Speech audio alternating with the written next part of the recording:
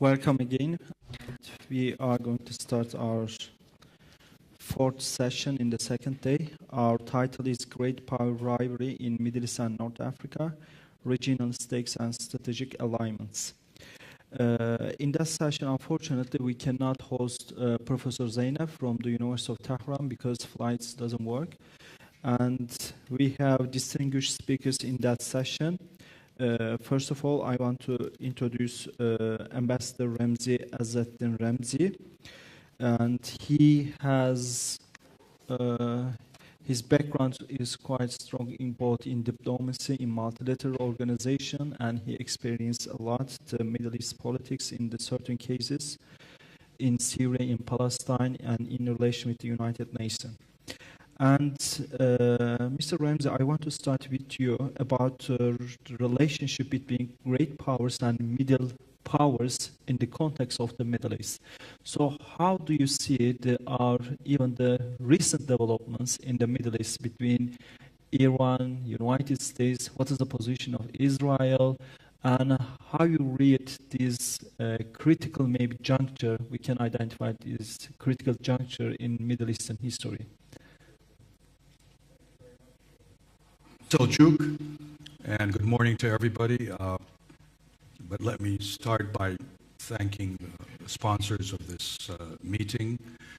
It is taking place, of course, at a very critical time in the region. Quite frankly, I find it rather difficult to discuss anything about the Middle East without referring to the latest developments insofar as the Israeli attack on Iran is concerned. So I've tried to tailor my remarks, which deal with both middle powers and great powers in the Middle East, to be of relevance to what is happening today in view of the developments between Iran and Israel. Now,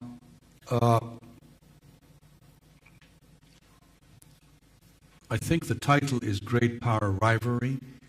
I am not an academic, but I prefer using great power competition rather than rivalry, and that I will explain later on. I will approach this topic as a practitioner, not as an academic as most of you are, so I hope you will bear with me. Now, to put matters in context, I think it's important to characterize the present state of the international system.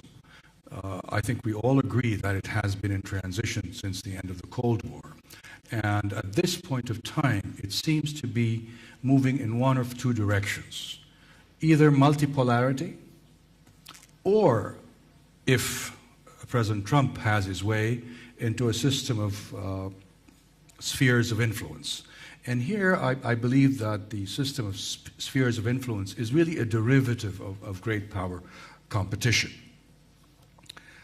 But let me add that historically, systems of spheres of influence have not been sustainable. I mean, we've seen it historically a number of times in the 19th century. They have not been sustainable, and I think they're even less sustainable today, and I will give you the reasons very quickly. Of course, by their very nature, they create unhealthy dependencies between the core, which are the great powers, and the periphery, which are the rest of the world. And they perpetuate inequalities that are not sustainable in the long term. And in the present day, where there is interdependence, I mean, of course, it has ups and downs, but there is interdependence, technological, industrial, supply chain dependencies, connectivity mechanisms. When they are the main features of the present system, geographic partitioning is very, very difficult and is very challenging. And the third reason is the global south today is not what it was before. And it does have an important role in shaping the international system. And in the global south, and I think this is critical, this is where I come to middle powers, there's a core of middle powers in the global south that are extremely influential, and I think their policies will have an important influence on how the international system moves towards multipolarity, hopefully. And we're basically, and again, I mean, very quickly, there is no clear definition of middle power. whether you take a behavioralist approach or a capacity-based approach. But I think we all agree what the middle powers are, whether in the north or south. Now, middle powers in general, and here I'm talking north and south, are pursuing policies that generate more independence on their part so that they can be able to deal in a more balanced manner with with all the great powers. So I think that middle powers do not find their interests served by belonging to any spheres of influence, and particularly the middle powers of the South. So in order to understand the great power competition and its derivative of spheres of influence, we have to both look at the policies of the great powers and the middle powers. Now, the great powers, and I think we all agree, are the United States, China, and Russia. All recognize that great power competition is a main feature of the present situation, which is in transition. China and Russia include in their foreign policy concepts or strategies an indication that their interests are best served with a multipolar system. The middle powers of the North, I mean, whether they're Canada, South Korea, or Germany, are in a way invested in the system of spheres of influence, so I will not discuss them. Now, let's look at the present day. I mean, clearly, the Trump administration is aiming to create a system of spheres of influence. The problem with that is that it has a very expansive concept of spheres of influence, and that will be rejected and pushed back by both China and Russia. It wants to control supply chains, key geographic positions like maritime choke points, controlling important minerals and so forth. Neither China or Russia would accept that. Now let's look at the global South, which actually constitutes the global majority. And every indication not now, but for decades, they have been pushing for a multipolar system. And they have created institutions and are parts of grouping that are pushing in that direction. Now, middle powers in the South, I mean, just examples. You have Brazil, Mexico, India, Indonesia, Iran, Saudi Arabia, South Africa, and certainly Turkey, and my own country, Egypt. And therefore, they are crucial in determining the direction in which the international system will evolve, whether it will gravitate towards spheres of influence or towards multipolarity. Mr. Ambassador, sorry for the intervention, but an interruption. Yeah. I do also very much curious about your experience. So how these middle powers are playing a role in Middle East politics, specifically recent developments between Israel, Iran, Israel's genocide in Gaza. How come the middle powers and the multilateral organizations cannot do almost we can identify as a nothing? Okay, let me then very quickly consider the strategies of the great powers and how the middle powers relate to them in the Middle East. Mm-hmm. And specifically, I think I will focus on the United States. And that is more relevant today in view of what is happening in Iran. Now, the United States strategy is to pivot towards the Asia-Pacific zone.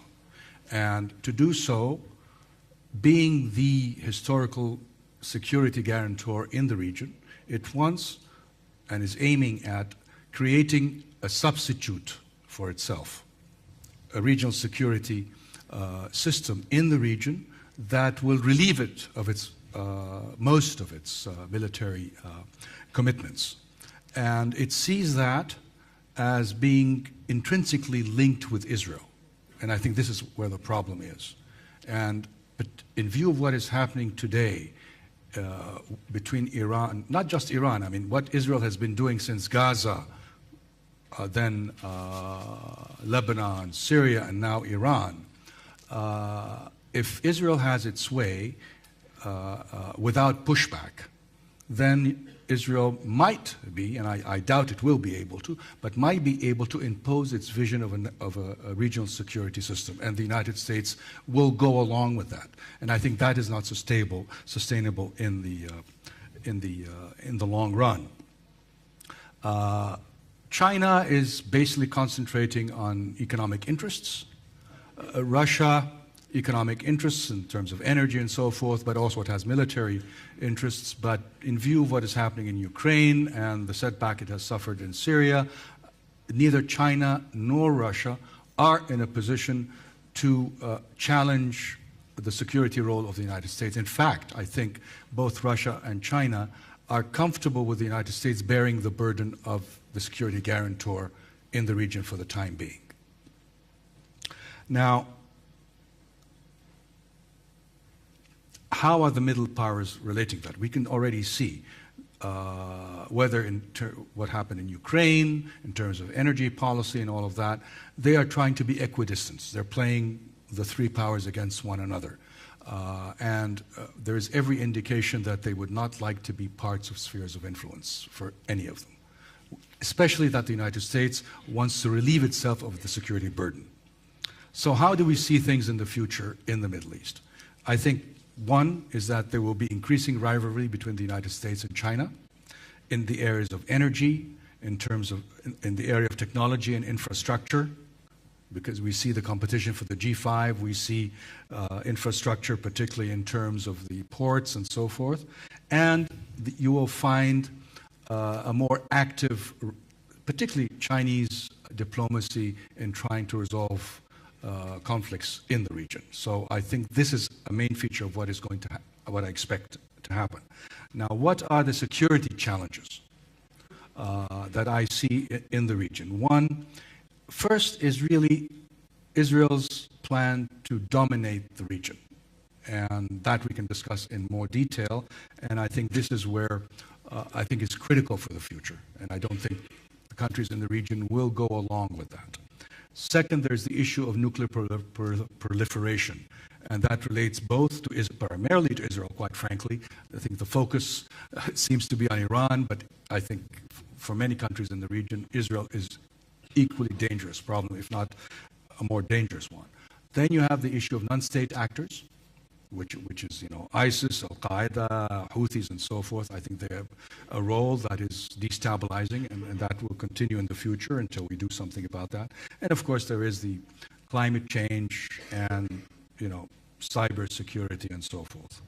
Now, how are things going to develop in the Middle East? What are the implications? There will be increased instability, unfortunately. The great power competition, or rivalry if you wish, fuels regional conflicts. You will have middle powers hedging their bets amongst the great powers. You will have shifting alliances within the region and between the regional powers and beyond. And you will have new areas, new domains of conflict. I mean, cyber and space, economic coercion as we see now. And ultimately, there will be a high human cost for the populations. So, to conclude, I just don't want to, I think what you will have is you see a shift away from U.S. hegemony towards a system of spheres of influence, or a multipolar world. And here, the middle powers, in my view, in the Middle East, have a critical role to play. If they are active, if they're able to create a security vision, they will be able to push the evolution of the Middle East towards a more multipolarity rather than spheres of influence. Now, the challenge really is to articulate a regional security architecture that is independent of outside powers. I think that is the main challenge the middle powers in the Middle East will have to deal with. And they will have to work with middle powers outside the region to ensure the evolution of the international system towards multipolarity. I think that is critical. Now, the middle powers in the Middle East have a certain advantage in the sense that they are part of groupings that, such as the BRICS, the D8, the Shanghai Cooperation Organization, and so forth, and all of them are geared towards creating a multipolar system.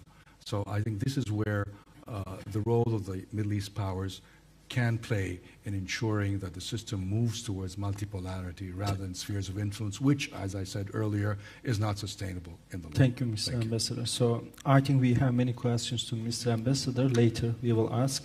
I'm also curious about the concept of the more instability in the Middle East. But still, I don't know how come this stability is going to increase, because the current level is also very much high. So our second panelist is Professor Akif Kireçci. Professor Kireçci is Dean of Social Science University of Ankara, and Professor Kireçci is member of the Presidential Committee on Security and Foreign Policy of Turkey. So, Professor, how is that the single actor, namely Israel, has been able to exert such significant influence in the region? As Mr. Ambassador mentioned that Israel may also one of the security power in the region and dominant power in the region. Do you think is it possible, and how it happened, the recent developments? Well, very difficult, but at the same time very obvious reasons. I think for the Middle East,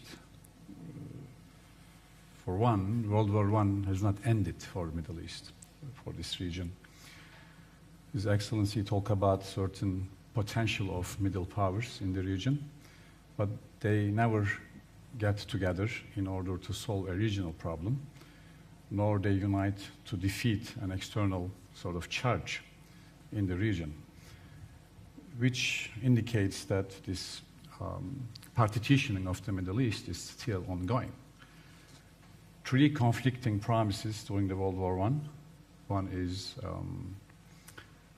Sykes-Picot Agreement between Russia, France, and UK. Russia later on took out of this agreement because of the Bolshevik Revolution. And then the region is promised to be partitioned by these three powers, later on by two. And the same region is promised to Sharif Hussein of Mecca in a, for an uprising against the Ottoman forces during World War I after 1915, struggle in the Gallipoli. And then 1917, Balfour Declaration, the same region is promised to an outside group, which is Jews of Europe, to establish a home. So the Middle East, after World War I, to a very long time, until a very long time, is a working sort of version of those three conflicting promises made by UK to different actors. World War II actually intensified the flow of Jews, and then 1948, so on and so forth. So why we have a country like Israel is sort of attacking, creating destabilization in all of its neighborhoods and so on and so forth. So this is a big, big issue right now. It is the elephant in the room, but we sort of avoid to talk about it. Well, it is a very, what I call Israel is a project in making. It's not finished yet. So that's reason one. Reason two, the very establishment of the State of Israel relies on security apparatus. Stern and Ergun later on turned ill.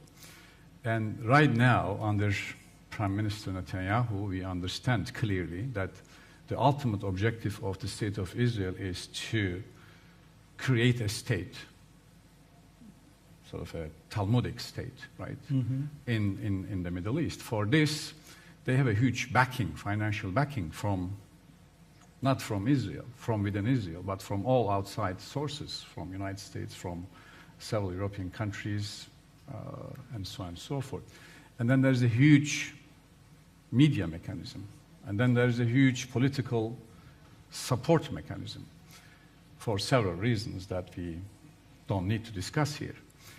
So the actions of Israel right now is, although it's a small country by any scale in the region, when you compare with other countries, right? Israel is maybe a little bit smaller than Jordan, or Jordan is a little bit bigger, whatever.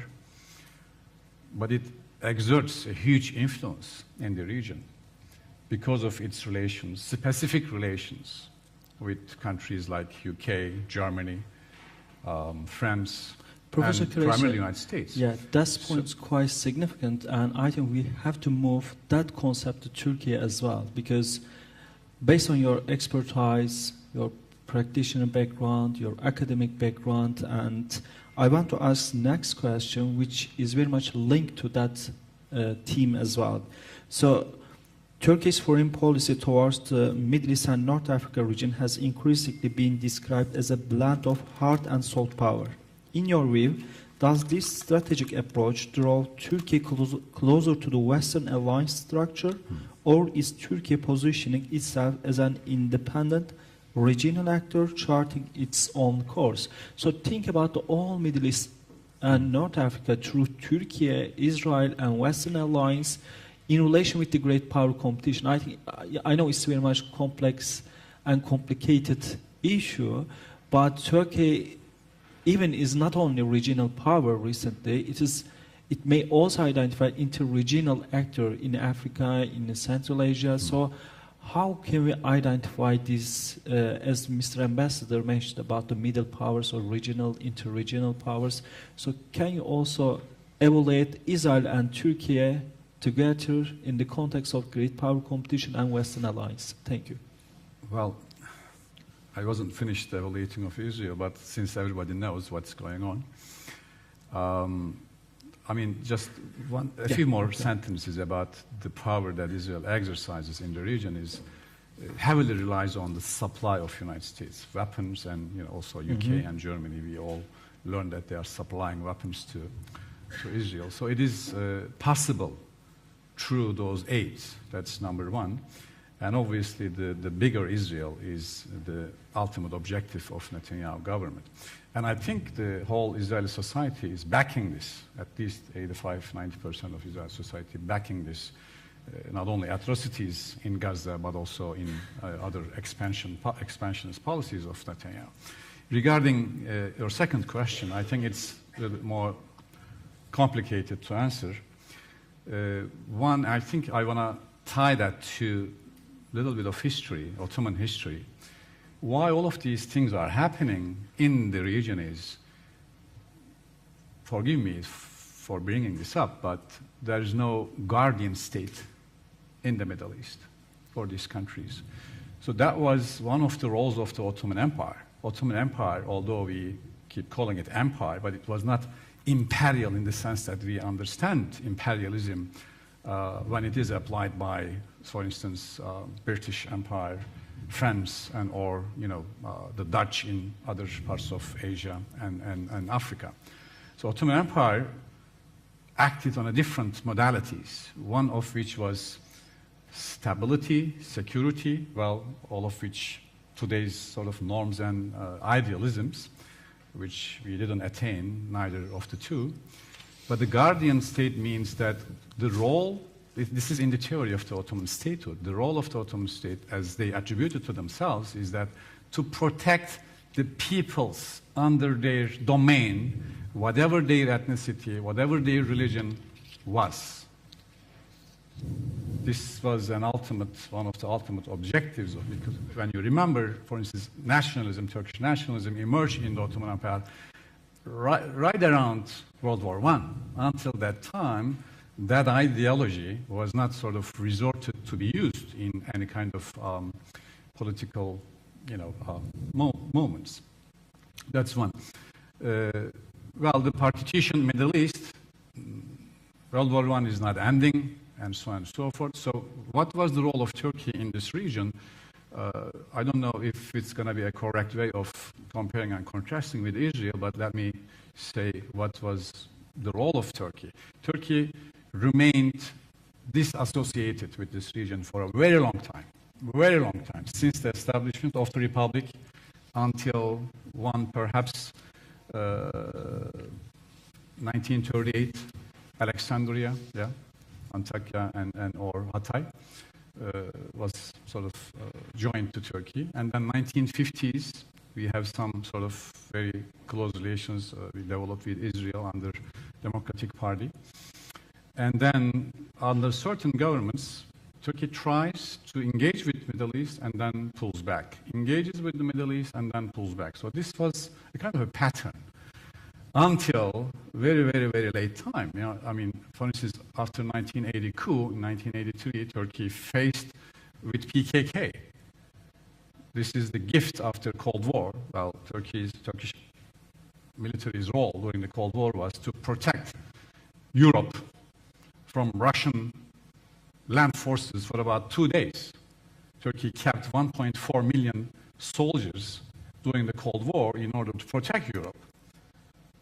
And our tank unit was PKK after the Cold War. So this separatist, secessionist moment, Marxist-Leninist moment, sort of forced Turkey to look closer to its eastern borders.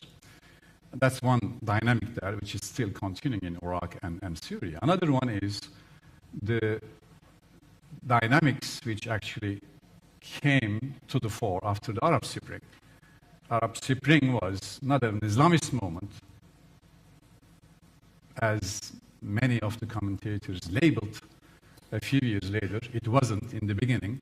It was a movement of people who were seeking for more rights, better jobs, better lives under these autocratic regimes who, as His Excellency explained, in one way or another tried to associate themselves with one or other hegemonic power in the objective of establishing stability and security in the region, again, neither of which was achieved in the region. The Arab Spring clearly showed that to us. So, which actually stalled in Syria and costed Turkey the most. All of the problems in our neighborhood, all of the crises in our neighborhood, if they are affecting, for instance, Syrian problem affecting Syria, number one, it's affecting Turkey, number two. Problems in Iraq affecting Iraq, number one, and affecting Turkey, number two, Iran. Number one, which I hope is going to end soon, will affect Turkey. If not, will affect Turkey, number two, because 50% of Iran speaks Turkish. So all of these things, when, you know, it's easy to simply lecture, let's say from DC or from Berlin or from Brussels. Why don't you do this? Why don't you act like this? But this neighborhood is really, really difficult. So Turkey's quest for, some say strategic autonomy, some say sort of, you know, many different labelings. Like I said, Turkey refrained from this region for a very long time, but it had to engage with the region because of all of these problems. If we didn't engage in Syria, the Syrian problem in Syria, it could have been bigger. Same goes other problems. For instance, one example that when Turkey started accepting displaced Syrians during the civil war, 50% of people who were coming to Turkey were female. The remaining 50%, the half of the remaining 50% were consisted of children. So if Turkey did not accept this many civilians, more than half of this population would have been killed. So these are the things that simply force Turkey to get engaged. In terms of strategic autonomy, well, Turkey is a member of NATO. This is where Turkey is anchored its security reasoning, okay, since 1952, and Turkey paid big prices for that. And when our allies sort of did not come to our support during the crisis in Syria, remember the pulling out of the Patriot missiles from Turkey's borders. Turkey had to go ahead and sit down with Russians in order to solve certain problems with them. And then it worked. It worked. So whether you call it strategic autonomy or you call it conjunctural agreements or alliances, it worked. And since then, I mean, we tried to solve this issue with our allies, with Europeans, with Americans, but they were nowhere to be found when there was a huge problem with our neighbor. We share 900 kilometers borders. Thank you. Professor Kireçci, last remarks? Last remarks, okay. Yes. So because of that, it is not Turkey simply, woke up in the morning and then decided to go ahead and, establish its strategic autonomy, but all of the conditions in our neighborhood forced Turkey to seek ways with which that Turkey can contribute its own security as well as security of its allies. Imagine the region minus Turkey. What would be the security of Europe? This is my question. Imagine Turkey acting like, let's put it this way, acting on the basis of sectarian policies as other neighbors or other politicians or other countries are doing globally and or regionally, meaning that Turkey is acting only and only on sectarian basis and sectarian ideologies. How would the Middle East be like? So please, my point is that when Turkey is investing its defense policies, in security, modernization of its military, and at the same time, Turkey is spending a lot of time, as we speak, during the last 2 days, President Erdogan spoke with at least 12 leaders in the region and, global actors in order to bring peace as soon as possible to the region. So it is only the peace and stability that we are seeking for in our region. Yeah. Thank you. Thank you.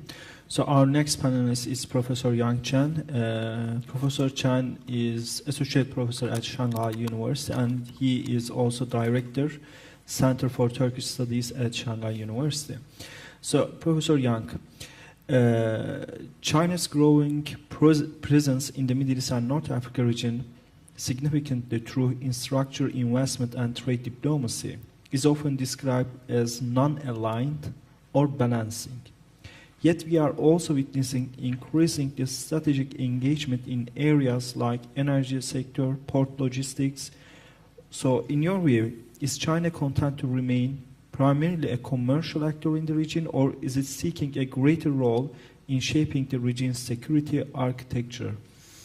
And also, I think we should think about the recent developments between Iran and Israel, and it may also block Strait of Hormuz, and more than 20% of the energy sources comes from that area. And also, as all we are witnessing the recent development in Red Sea, Suez Canal, so the more than 10% of, like 16% of the world trade also passes through the Suez Canal. So how do you perceive this process, and what's your perspective of China's position in the world trade in relation with Middle East? The floor is yours. Okay. Thank you so much, Dr. Selçuk. I interpreted your question as to how to analyze China's position in the Middle East from two perspectives. One is the economic perspective, another is a security perspective. I would like to give a short answer is that economic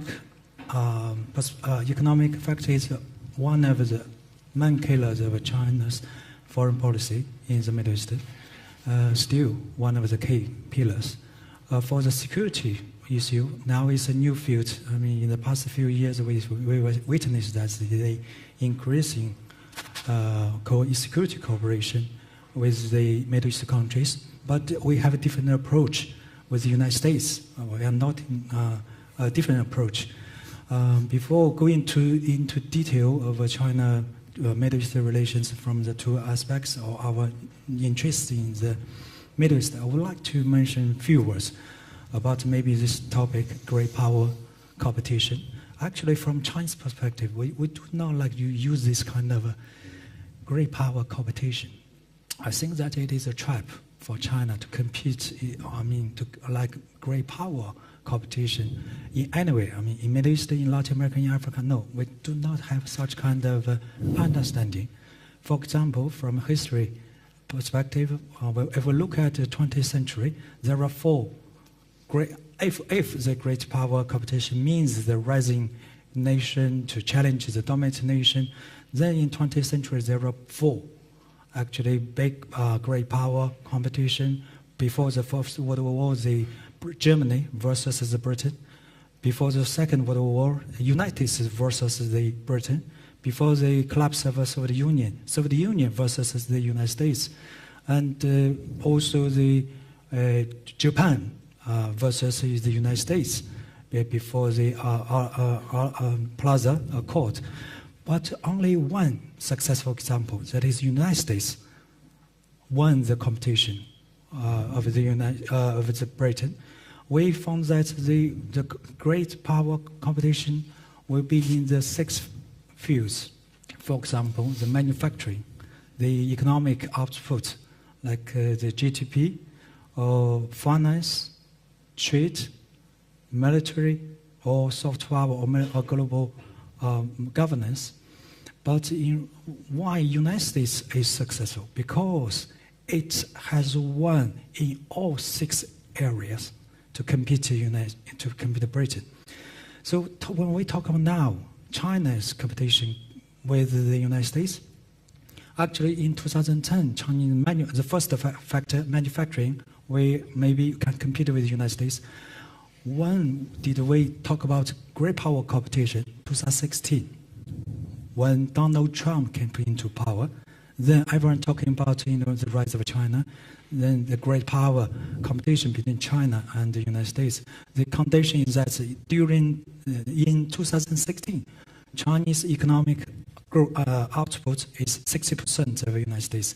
It is a precondition for the 2 factors, manufacturing and also the economic output, the 2 preconditions for great power politics. But for the other following 4 factors, guess what? China is still lagging behind. Military, soft power, some other factors, we are still lagging behind the United States. We know it quite clearly. So China has no intention or no willingness, no capacity to compete with the United States. According to now China's GDP, now 5%, and United States, suppose the United States GDP percent, economic growth is 2%.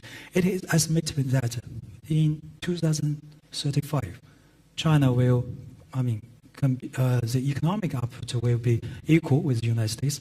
Maybe it will take more than 30 or another 30 or 20 or 4 years to compete with the United States in all 6 areas. It means 2050 or 2060, China can't have the same strength like the United States in the after the Second World War. Then to achieve the transfer of power from Britain and the United States. So this is my understanding of the great power competition about United States and China. So far, no big great power competition in the Middle East. It's a trap for China until now. So this is the first thing. Second, I would like to talk my ideas about China's Middle East foreign policy. Actually, China's foreign policy, China is a newcomer in the Middle East. New China was established in 1949. So Chinese foreign policy changed every 10 years. Also, the China's Middle East foreign policy also followed the same logic. Every 10 years, our policy changed. In 1950s, we foreign policies like oppose Western colonialism and to support the national liberal movement in the Middle East countries. 1955, we had the Bandung Conference. So this year is the 70th anniversary of this conference. And now in China, Southeast Asian countries, we celebrated this conference. So after that conference with China, established normal relations with Saudi and Egypt, a lot of Middle East countries. In 1960s and 1970s in China, we fight against the United States and also Soviet Union at the same time. And we would like to have a support from the third world. So 1960s, 1970s, driven by ideology, the foreign policy. Then, since 1978, it's opening up to the outside world. Now, economic factor became the key driving force of Chinese foreign policy, or also Chinese foreign policy towards the Middle East. Since then, the economic, cooperation, exchange, commodity, goods, engineering contracts, so happens since 1978, 1990. So another issue is securing the energy supply. This is the key foreign policy of China's Middle East relations. Until 2013, the Belt and Road Initiative was proposed. Then now China's main goal in the Middle East is to try to have a stable, peaceful Middle East to promote the Belt and Road Initiative. So our goal is always this one. And also we have a diverse. Actually, we do not only have an economic interest in the Middle East, we have a diverse interest in the Middle East. The first is the political interests. Since, for example, is the Palestinian-Israeli issue, since 1950s, Chinese position is quite clear and consistent until nowadays. That is, we support the Palestinian people's just affairs. We are standing in the Arab world, and Israel people knows it very well. It doesn't impact China's friendship with Israel, Jewish people, so they know it very well. We are quite clear about this. This is the political. Though, on return, one reason why China was invited again to the United Nations, we got a lot of support from Arab world, from the African countries. So this is, political interest. Another. Recent 10 years, United States contain China. What kind of strategy? Use the Xinjiang card, Muslim, Islamic issues. But who support China? Arab countries. They never believe China on Xinjiang issue. They support Chinese domestic policy towards Xinjiang to keep stability and prosperity of Xinjiang people. So we got support from Arab country, and this is another. Example. Also, Middle East countries support China's one China policy. This is the key, the core interest of China. Among the big powers, only China has not united, with Taiwan. We are not united, actually. We are, Taiwan still, outside. But this is our issue. So this is a political issue, a political interest of China.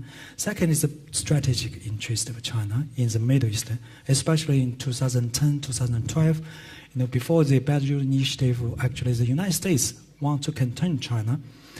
So in 2010, United States adopted the strategy rebalancing the Pacific, Asian Pacific. It means that it will deploy 17% of its united military near the eastern coastal border of China. That means from Japan, South Korea, Taiwan, Philippines, South China Sea. It's like a contain China. So there are a lot of its military until nowadays. You can see it, a lot of tensions around this area. So, this is then in 2010, we Chinese academicians talk about the westward strategy. We got a lot of pressure, military pressure from the United States. That's why we proposed the westward strategy to go to, the Middle East countries, Central Asia. So that's why another important background for China to increase the economic cooperation with the Middle East countries. So this is a strategic interest for China, the Middle East. Third is about the economic interest. Definitely the oil. Now China's oil important. 15% of Chinese important oil come from the Middle East. Of course, every country has diversified their their energy supply chains. Turkey, Russia, we also diversified, but we cannot deny the fact is that 50% is coming from the Middle East. Sorry for the intervention. Please. But, So how come China is going to protect interest in the Middle East, as you mentioned, the energy relations and the other infrastructure relations, without stability in the Middle East?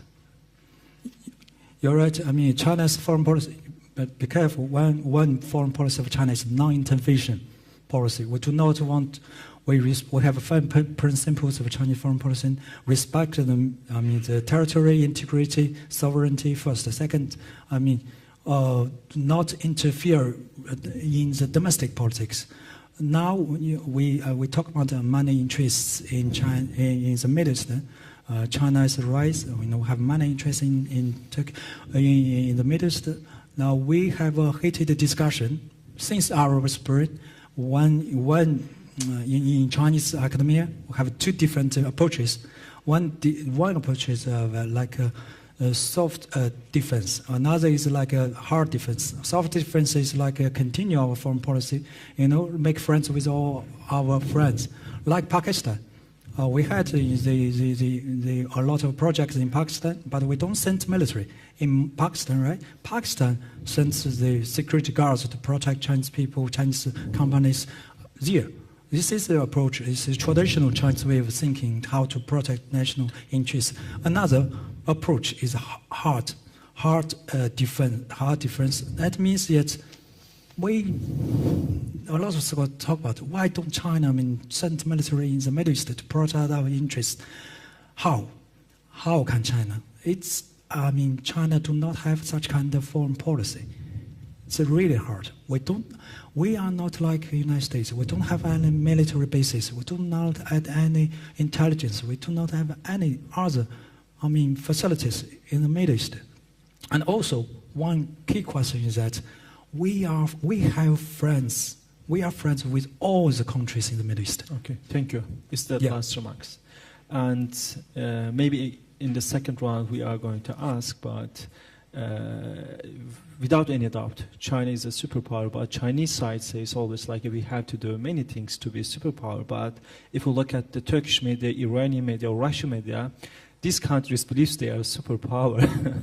Without the economic, if we compare the Chinese economic power to these states, China, of course, very much advanced. It is quite interesting to see the Chinese perspective, which is very much always same. But as what I remember from your presentation, the quote from the Sun Tzu, the philosophers from China, he says that let enemy to destroy itself. So maybe it is the perspective of China to the United States. So our latest panel is Professor Amur Gadzhiev. So Amur Gadzhiev is the Director Center for Modern Turkish Studies, and he is senior researcher at the Institute of Oriental Studies at Russian Academy of Sciences.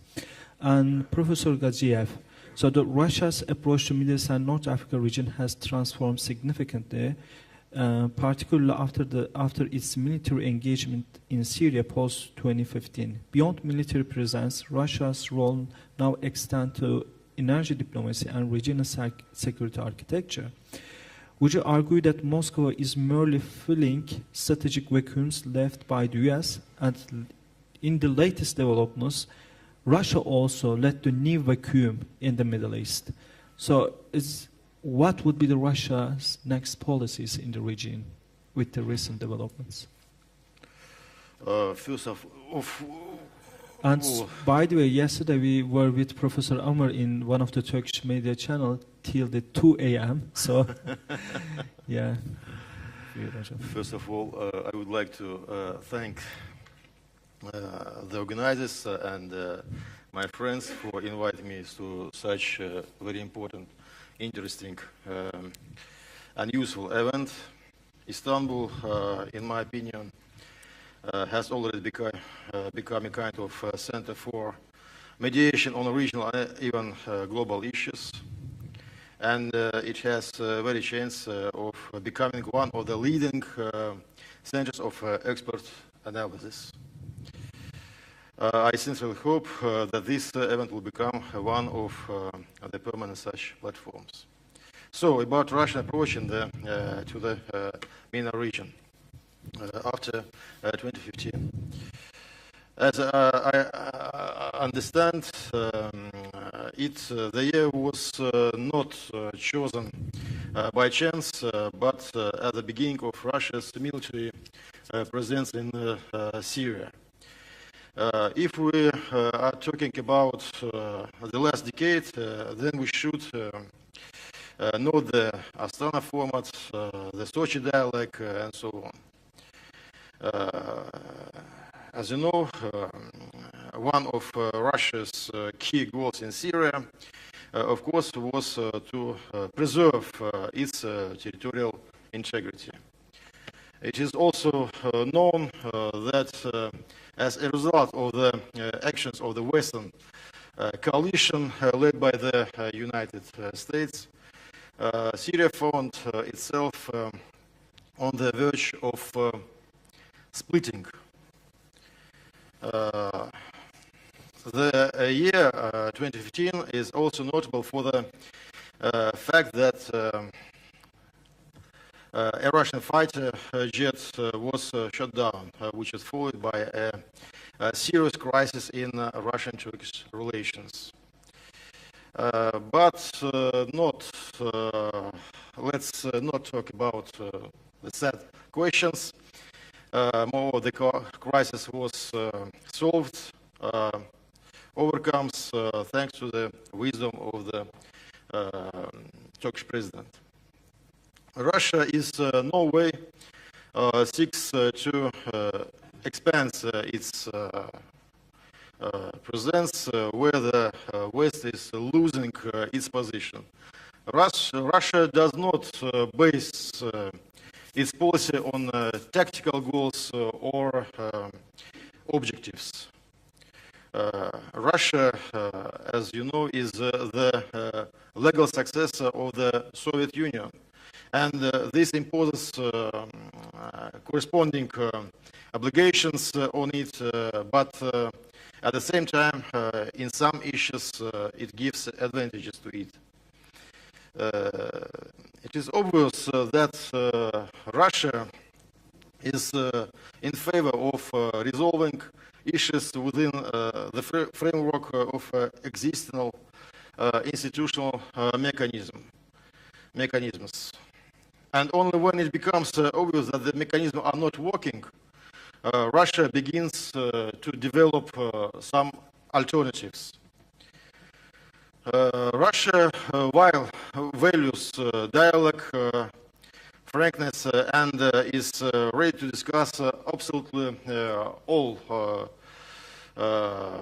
any question, any complex question, issues. A very striking example of this is Russian-Turkish relations. Why did Russia send troops in Syria in 2015?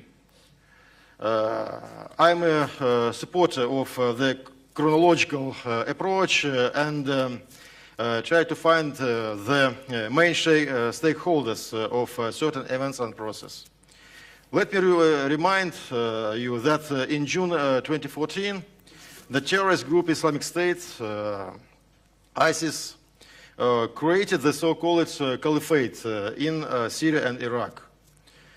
In December of the same year, under the pretext of fighting with the Islamic State, was formed an international coalition led by the United States.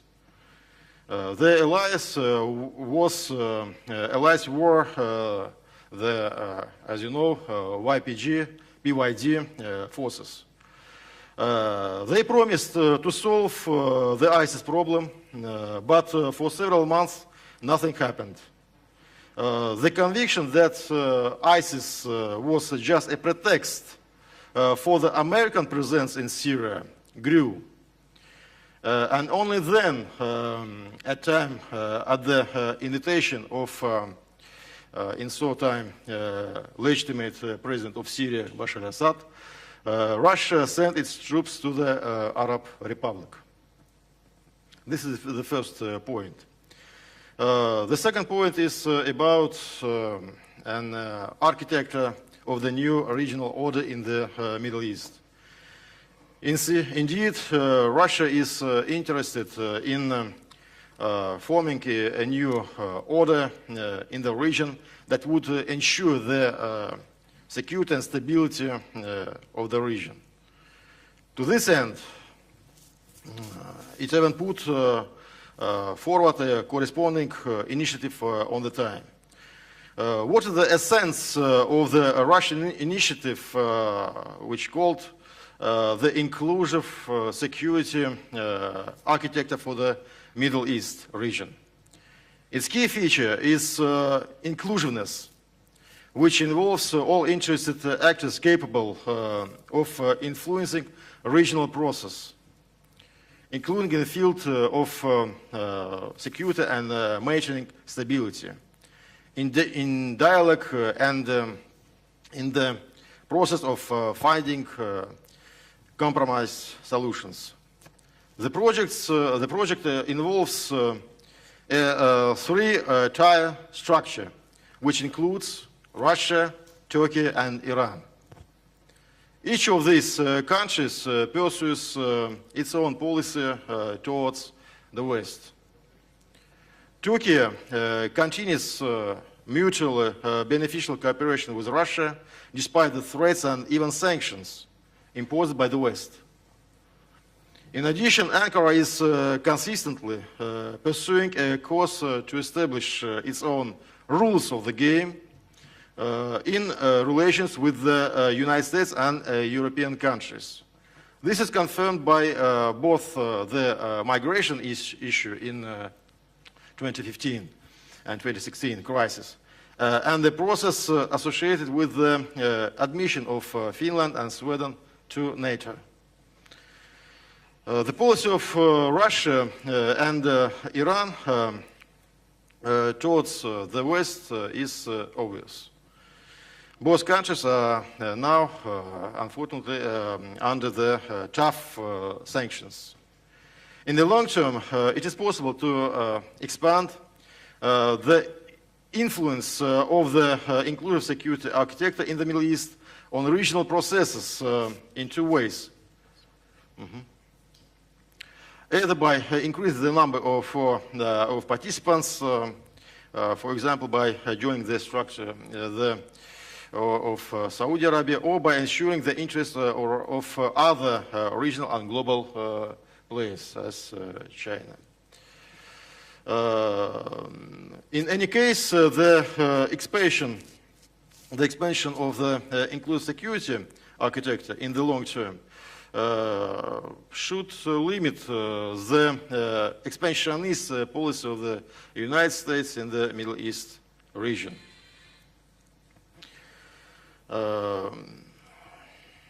Since a ramified network structure of political, military, and economic ties will be created between Russia, Turkey, and Iran, and other states of the region, as well as interested world powers. At the same time, Russian initiative, after achieving the necessary level and numbers of ties between the countries, will be able to mutually limit each other to a certain extent. Thank you, Professor Amur.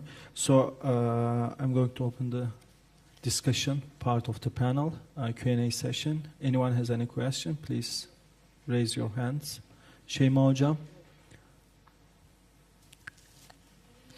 Mike. It's coming.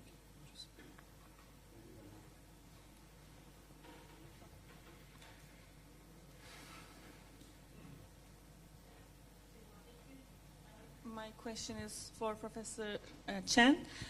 Considering the recent attacks against Iran, can we talk about a possible Chinese support to Iran? No. Yes.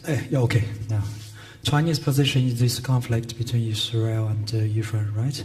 So I guess Chinese position, government policy position is quite clear. I mean, we condemn Actually, before this, for every conflict, we would like to, to find the key reason, who is right, who is wrong. I mean, now this time, China is quite clear. Israel is wrong. So we condemn the Israeli attack to Iran.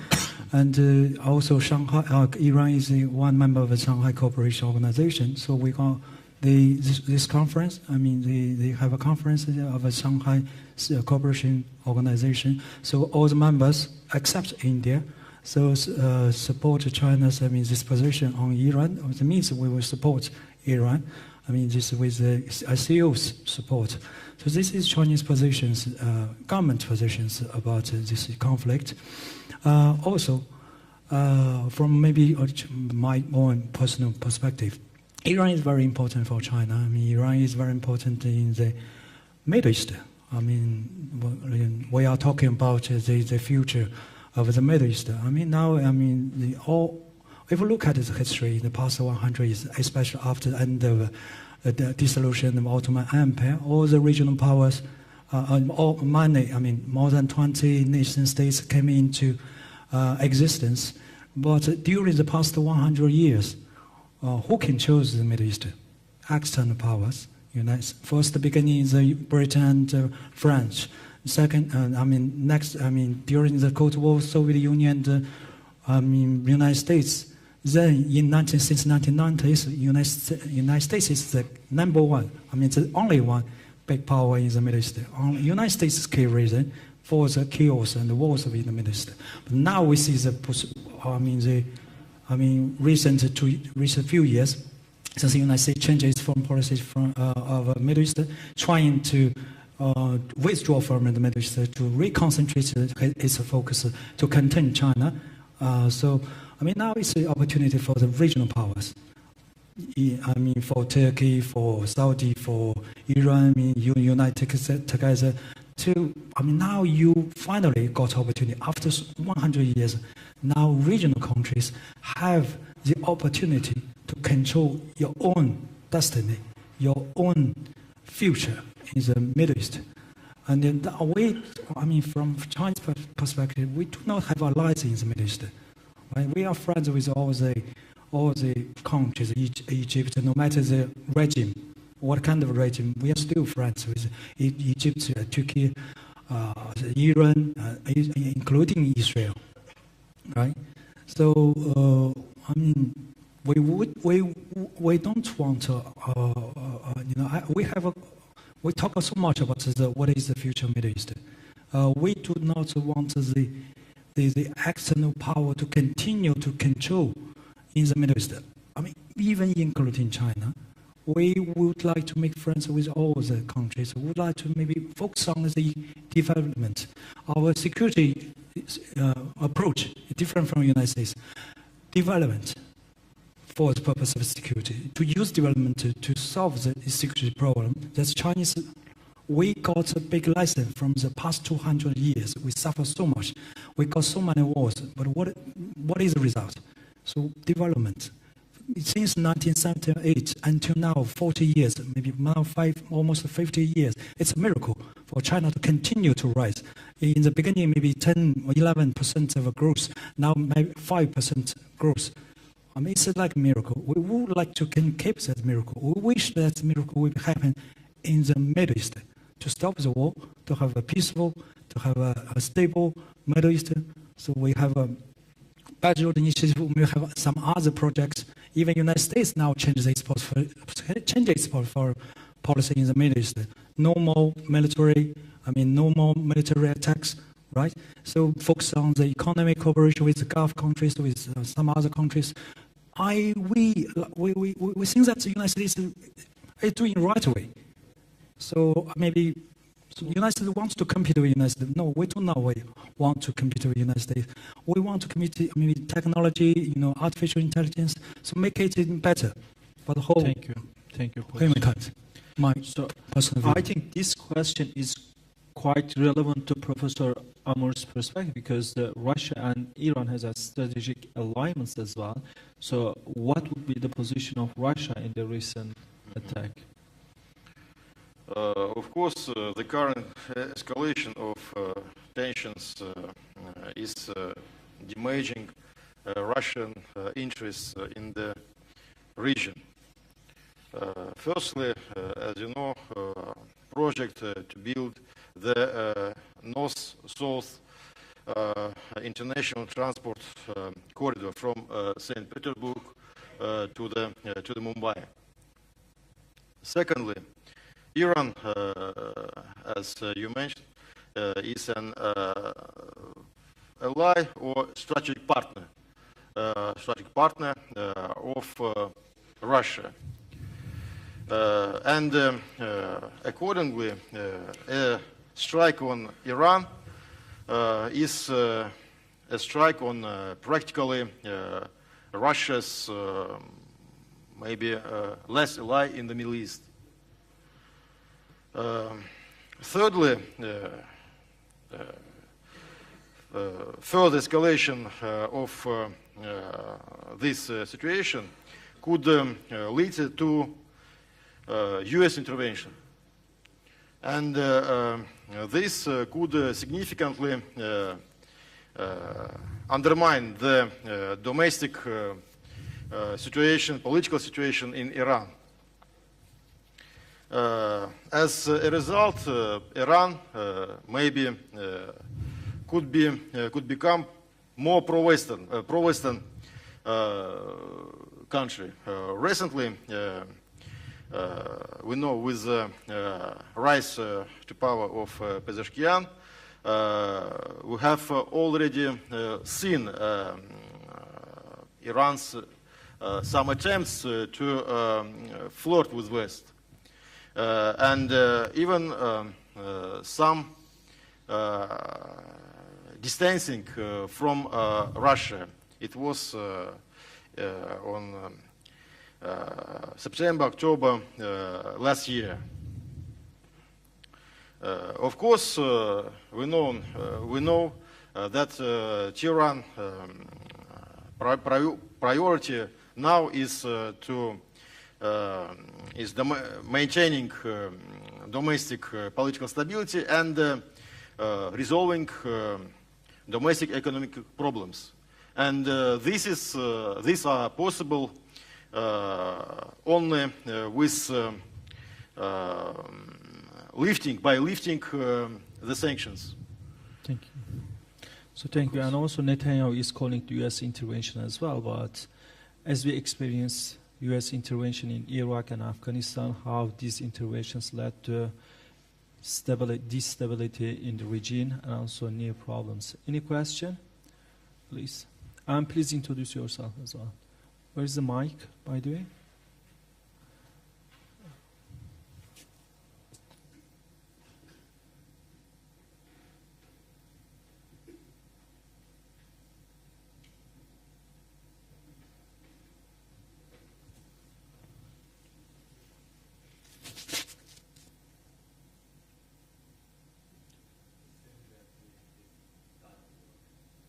It doesn't.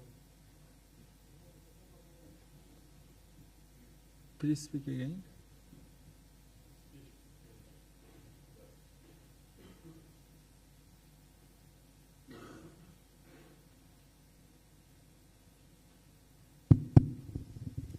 Okay, my name is Mingtian Wang, and I'm a master student in the Hacettepe University in Ankara. And I want to ask Professor Akif about what's your opinion about the Turkish the Turkish point of view of the conflict between Israel and Iran, because it seems that the President Erdogan was always criticized by the opposite and also by some Western countries that he is always speaks louder than actions. Like on the one hand, he declared that the trade connection between Turkey and Israel has been cut off, but actually some people accuse that actually his son is still doing some trade with Israel through other secret ways. And another question is that, do you think that this conflict is also another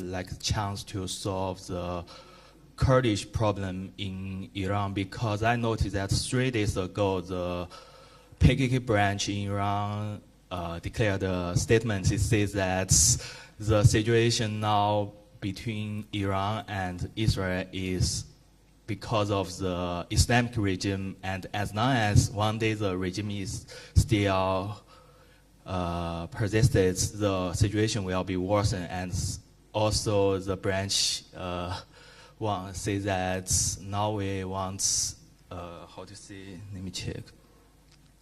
It says that, therefore, the first and the foremost prerequisite for saving Iranian citizens from this crisis, this destruction and dark, is to completely abolish and end this regime. So what do you think about this? Thank you. I think you have three intertwined questions. I mean, Turkey's position towards the Middle East is very clear. We don't want any other war in the region. We are always, I mean, Turkey is fed up with sort of the attacks that Israel is doing against its neighbors, including Gaza. Turkey's position, President Erdogan's positions are very clear on that. So with regard to Israel's attack on Iran, I think it was one of the campaigns of Netanyahu for decades. I mean, a few days ago, one of my friends sent me the chronology of the concept and or the motto that Iran is about to acquire nuclear weapon, which started almost 40 years ago, a few months away kind of approach.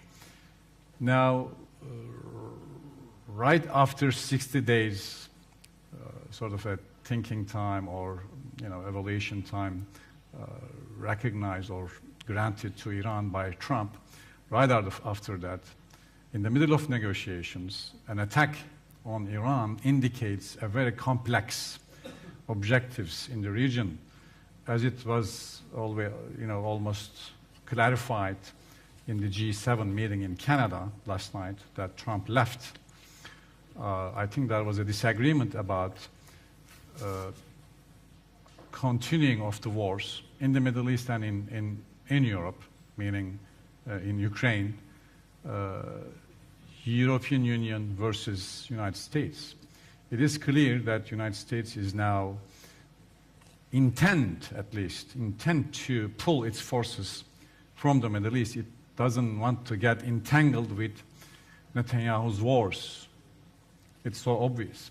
But whether he is going to be able to do that or not, it's a different question. So obviously, it is very interesting to see other members of the G7 that they are, for furthering the war in Ukraine, and also perhaps they are pressuring the United States to supply more to Israel. So with this situation, I mean, His Excellency indicated that regional powers in the Middle East are able to solve or should be able to solve their own problems. Well, if we don't, I haven't seen any indication that actors in the Middle East are able to solve their own problem. I hope we work for it. I hope it will happen soon. But as long as it doesn't happen, other outside sources keep interfering in the region. So this is what we don't want, actually. We don't want another war because, look, I mean, Turkey is an island of stability surrounded by lots of crises in the region. Syria, there is no central government. Iraq, there is no central government. I mean, these are our neighbors. Iran, the central government is, under heavy pressure, sanctions, so on and so forth. Armenia, Azerbaijan, they had a conflict. Turkey interfered after that, and then now Turkey is promoting peace between the two. Look, Russia and Ukraine. They are our neighbors from the Black Sea. They are fighting. All of these crises are affecting Turkey, at least economically, financially. So our position is very clear. We are the party of peace. There's no question about that. So like I said in my presentation, President Erdogan spoke with several leaders, from the Middle East to Europe, including Trump twice. Why? Because in order to bring the diplomacy back on the table. Thank you, Professor. Thank you. And Dr. Hisham has a question as well.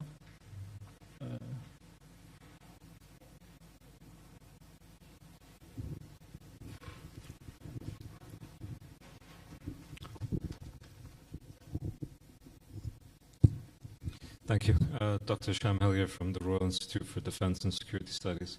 It's more a comment, if you wouldn't mind, because the remark that you just gave, which I appreciate very much, is the framing of it implies that there are problems going on in the region, and then external actors then come in to try to solve them.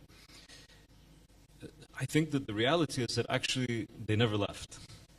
And when you look at... I said that the World War I did not end for the Middle East. That's what I mean. Yeah. When you look at how, over the last few days, the Israelis decided to embark on their action in Iran, calling it preemptive. Of course, it's not preemptive. They didn't do so without a recognition that the United States would, at the very least, underwrite the operation. And underwrite it in terms of support for the military security architecture that exists, but also not enact any consequences. And I think that this is very vital to keep in mind.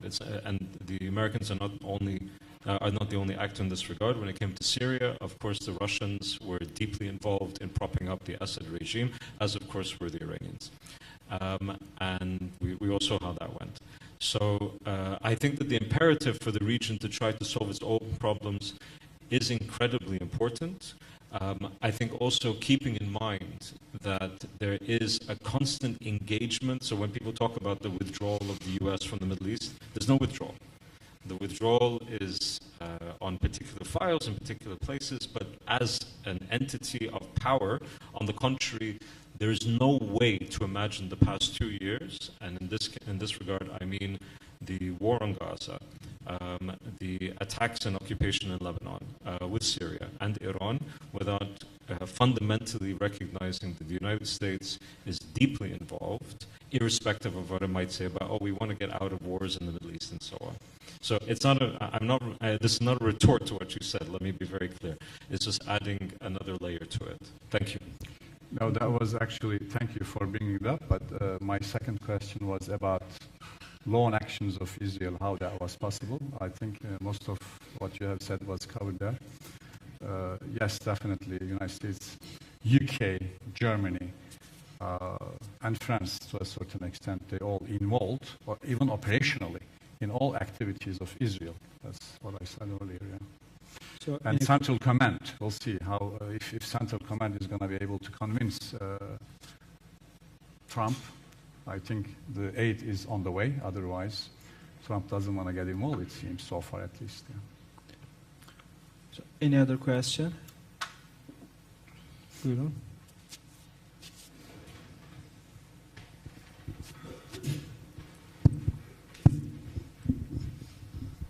Thank you for your presentations.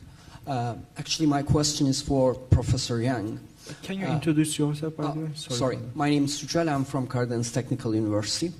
And my question is that you have explained the Chinese international positioning is changing in every 10 years in some aspects. How far humanitarian crisis can affect China's stand when you consider its stand in Palestinian issue? So the changing of the nature of people's thinking in the matter in all over the world, I believe it affects Chinese people as well. So how far this would affect China's international relations with Israel? You think will there be any deteriorating effect on that? Because you said China is friend with every nation in the Middle East. So thank you.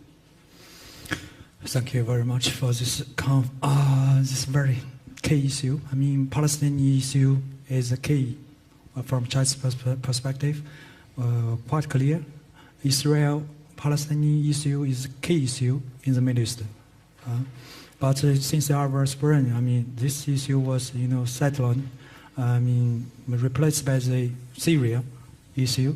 So, but now, since the 2023, the October 7th, this action, now the issue came back into the central stage of the Middle East. So, for this issue, China's position is quite clear. Since 1950s, it's quite clear. We are, from Chinese experience in the last 200 years, we feel the sympathy for the Palestinian people. We support Palestinian people. We support two-state solutions, very clear. And we've done so much in the past 2 or 3 years to even no one, to even some scholars or some governments, they don't believe that there will be, the two-state solutions will be a reality. China, firmly believes that it will become true. And China uses many, our international sources, or China is a member of the UN Security Council. We use our political sources to emphasize the importance of a two-state solutions for the Palestinian people. And another aspect is that we recently, or 10 years, we have proposed so many initiatives. Apart from the Beijing initiative, we have another 3 initiatives, like a global development initiative, global civilization initiative, global security initiative. And we would like to use this initiative to solve the problems in the Middle East, in some other countries, to solve the conflicts. And also the aim is, we mean it. The common future for the humankind. Just like yesterday, Professor called Chinese person, we mean it. We have 5,000 history, we mean it since the beginning. Professor, yeah. So, right. If it is the last remark, I want to move. Yeah, we also, about the China-Israel relations, due to China's firm stance of the Palestinian issue, also suffered a little bit, but it doesn't, impact in the future. The general relations of China and the Middle East relations, and China and Israel relations, it will continue, even there are some bad impacts. My question would be to His Excellency Mr. Ambassador Ramsey, and when we look at the great power competition, and of course there is a US, and as you mentioned, Russia and China, and we don't speak about Europe, and the position of Israel is also very much controversial, whether it is a part of US or the separate entity, let's say, the following the policies. So what is your perspective about the Western alliance? Whether is it under the US hegemony or there are divisions? And also the significance of the multilateral organizations. Thank you very much for this question. Well, let me put it this way. Strategically, the EU is really joined at the hip with the United States, and we can see that. You can see that on Ukraine, you can see that today on Iran. So the EU may have different economic interests in the Middle East, and I think they are critical for both sides, for both the Middle Eastern countries and for Europe. But in terms of military engagement, the EU, as you know, is really an appendage of the United States. So I do not see Europe acting independently when it comes to any military arrangements in the Middle East. Now, on Israel, I referred to middle powers in the region, and I deliberately left out Israel for one reason, because it does have attributes of a middle power. But one essential and critical element that Israel does not possess is its influence, its positive, constructive influence on its region. Israel does not have that, and therefore Israel cannot be part of what I consider to be a middle power in the Middle East. Now, ultimately, I think if there is a regional security architecture system, Israel will have to be involved, one way or the other. But at a certain stage, not at the beginning, but down the road, because the only way that the Middle East will be able to avoid its internal conflicts from spilling over, from attracting outside outside powers to intervene even more, is to have this arrangement. And this is a very long and, I would say, difficult process. It's not going to happen overnight. It does have certain conditions that have to exist, but you have to start working towards that goal. Now, very quickly, because this is a very interesting issue. I mean, we have 3 different variants that have been floating around for a long time for regional security architecture. The first version is the Gulf security, and there are ideas emanating from Iran, from Saudi Arabia, and even from Russia. But that is only focused on the Gulf, and I think with what has happened lately in Gaza, I think we have to go beyond a very sub-regional security arrangement. The other idea or vision is the Israeli-American vision, which is, I think, manifested in the Negev Forum, which is really a political, military arrangement, almost like NATO, directed against one country, which is Iran. And some countries, some Arab countries have, I would say, reluctantly joined in the initial phases, but I think that, especially after Gaza, I think is over and done with. Then there is the third, I would say, alternative, and that has been in the background for a long time, and it's probably older than the other two, which is a more comprehensive, inclusive one, which one of its ingredients is the nuclear weapon-free zone. It was discussed in the Madrid conference within acres and has dissipated since then. And I think what we need to do is to revive this. And it has to start from the region, and ultimately it would need security guarantees from outside the region. So that is how we need to work. I mean, the Arab countries have to articulate a vision. Turkey has to be involved, and Iran, and ultimately Israel. That's how I see things. Now, the role of international organizations, unfortunately, when it comes to a regional security architecture, is minimal, quite frankly. As you know, the International Atomic Energy Agency has been involved in the non-proliferation aspect. Unfortunately, it has been very active on Iran, but not active at all on Israel. None whatsoever, except for the General Conference issuing a number of resolutions. So within a regional security architecture, there will be a verification mechanism. And I think this is where international organizations, particularly the International Atomic Energy Agency, can be involved. Thank you. Thank you. Any question? No? So my question would be to Professor Akif Kireçci. So as you mentioned about guardians of the regime, historically, Ottoman Empire. Guardian state, as a guardian state. So to present in the region to provide these kind of guardians or the security. So do you think Turkey has this potential in the region?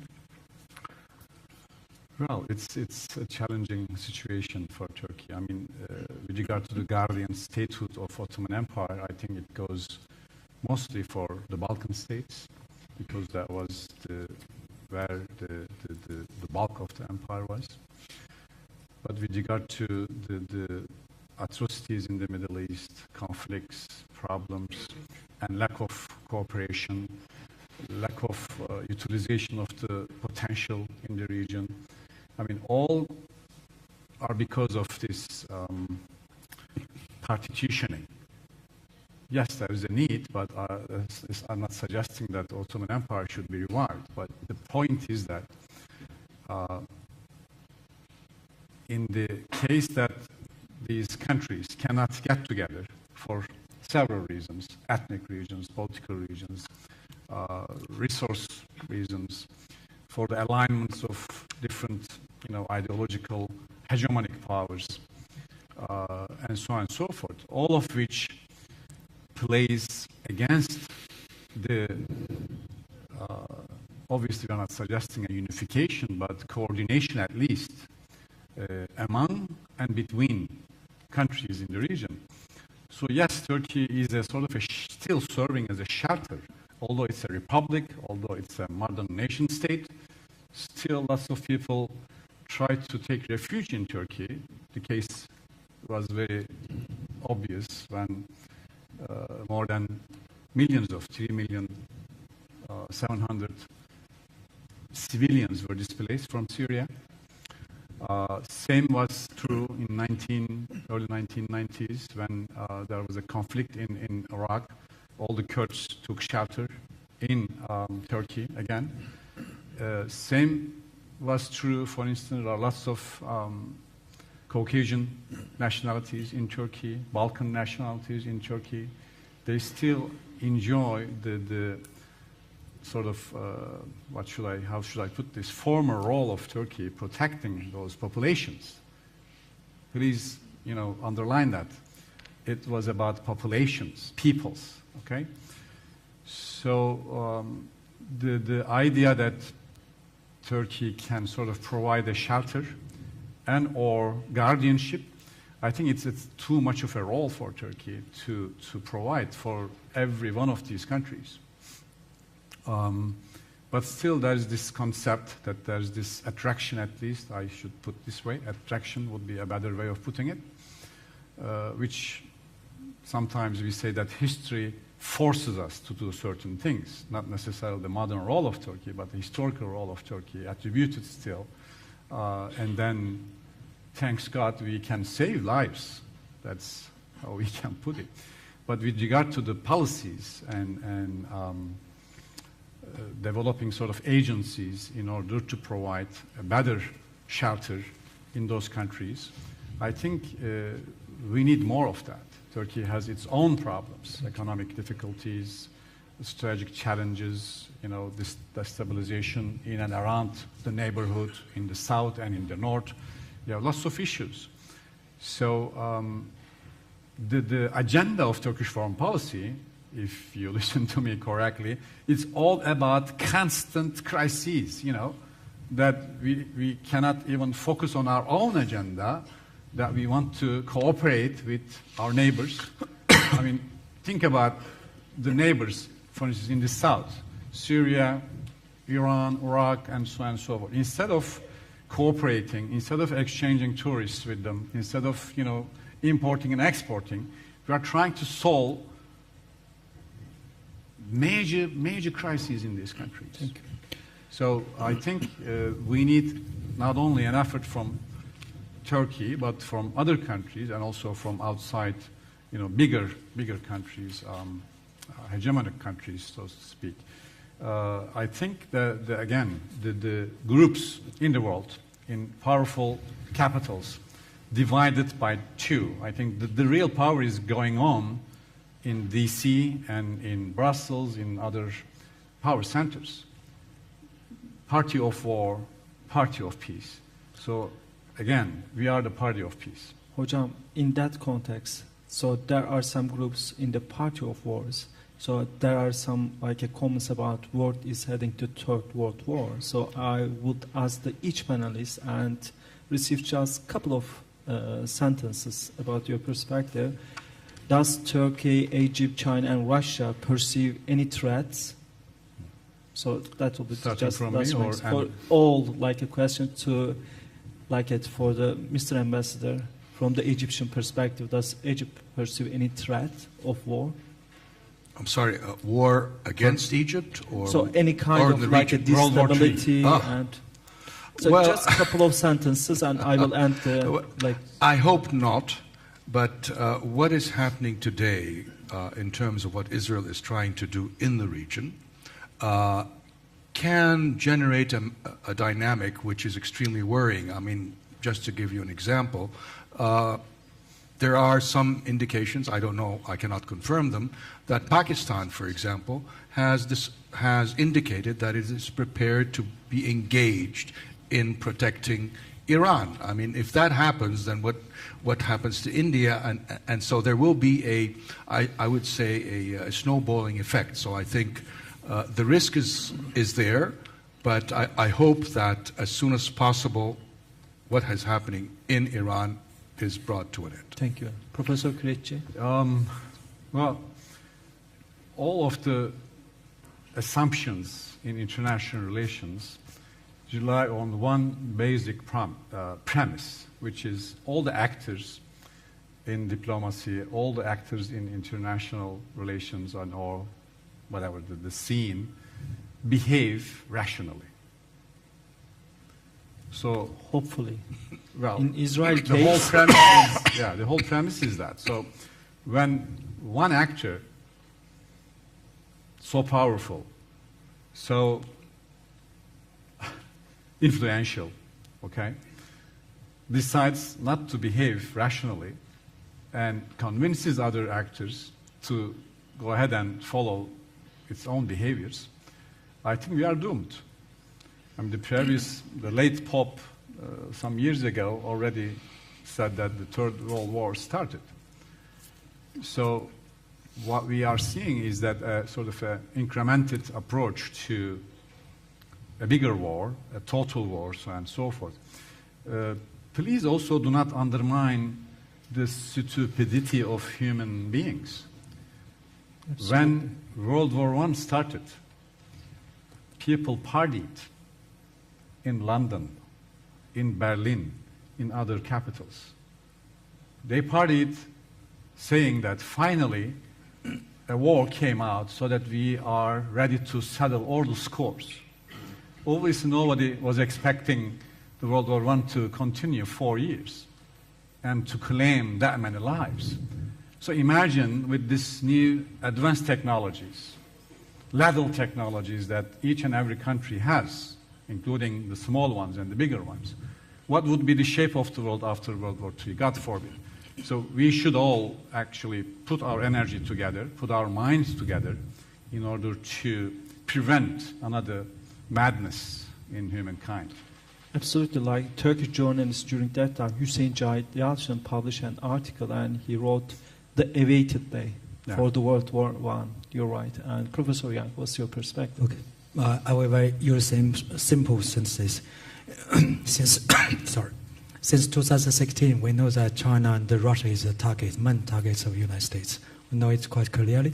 Now we are not in a military war with the United States, but in reality, since 2016, we have been, China and the United States have gone through a series of wars, including trade wars, technological wars, public opinion wars, financial wars, information wars, and recent this year, tariff wars. Regional players and international players say that China has done nothing in the Middle East, in some other areas. I think that is wrong, right? Because tariff war, China is fighting against the United States directly, and we are never bowing down to the United States. Now we see that China and the United States have a negotiation. This negotiation was not initiated by China, but the United States. So we are carrying a responsibility not only about China, for the whole world. This is my understanding. Professor Amur, there is of course threat. There is a war between Russia, and do you think that will trigger the new conflicts for Russia?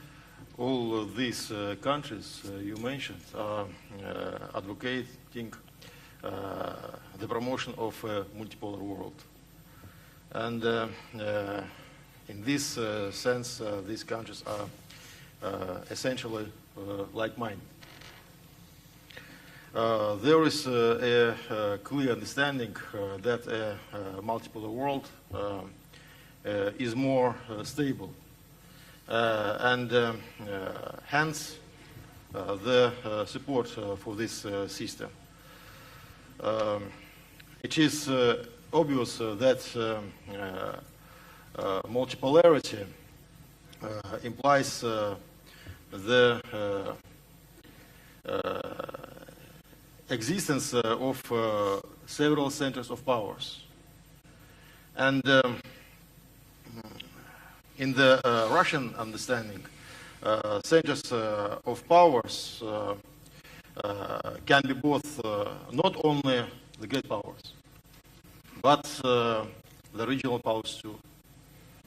And the cooperation between these countries will prevent the possible conflicts in the Thank you region. very much. Thank you, distinguished guests, to participate in our conference, and please join me to appreciate our speakers.